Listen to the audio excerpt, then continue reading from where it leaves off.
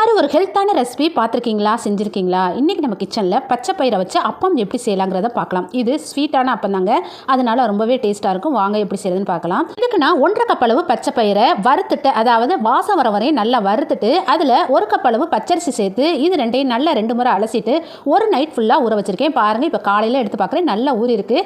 இப்போ இந்த பயிரில் உள்ள தண்ணியை மட்டும் எடுத்துட்டு பயிரை அப்படியே மிக்ஸி ஜாடியில் சேர்த்து கொஞ்சம் தண்ணி சேர்த்து இந்த மாதிரி பேஸ்ட் மாதிரி அரைச்சிட்டு வந்துட்டேன். பாருங்கள், இதை அப்படியே வேறு பவுலுக்கு மாற்றிட்டு, இது ஸ்வீட்டான அப்பங்கிறதுனால இதில் நாட்டு சக்கரை 1 கப் அளவு சேர்க்கிறேன். அடுத்ததாக 1 முட்டை டேஸ்ட்டுக்காக ஊற்றுறேன், ரொம்ப டேஸ்ட்டாக இருக்கும். அடுத்ததாக ஏலக்காய் தூள் 1/4 டீஸ்பூன் உப்பு சேர்த்து 1 சிட்டிகை சோடாப்பூ சேர்க்கிறேன், சாப்பிட்டுக்காக. அப்போ தான் நல்லா புசு புசுன்னு இருக்கும். அடுத்ததாக பார்த்தீங்கன்னா 1 மூடி தேங்காய் பூவை நல்ல மிக்ஸி ஜாடியில் ஒரு க்ரஷ் கொடுத்து இதை அப்படியே அதில் சேருங்க. சேர்த்துட்டு நல்லா மிக்ஸ் பண்ணி பாருங்கள். இதில் சுகர் பத்தலைன்னா இன்னும் கொஞ்சம் சேர்த்துக்கோங்க. இப்போ சூப்பராக மாவு தயாராகிடுச்சு. இப்போ ஆப்பச்சட்டியில் கொஞ்சமாக நெய் சேர்த்து இந்த அப்பத்தை ஊற்றி இதில் முன்னும் பின்னும் திருப்பி போட்டு நல்ல கோல்டன் கலர் அளவுக்கு நல்லா செவந்து வரும் பாருங்கள்.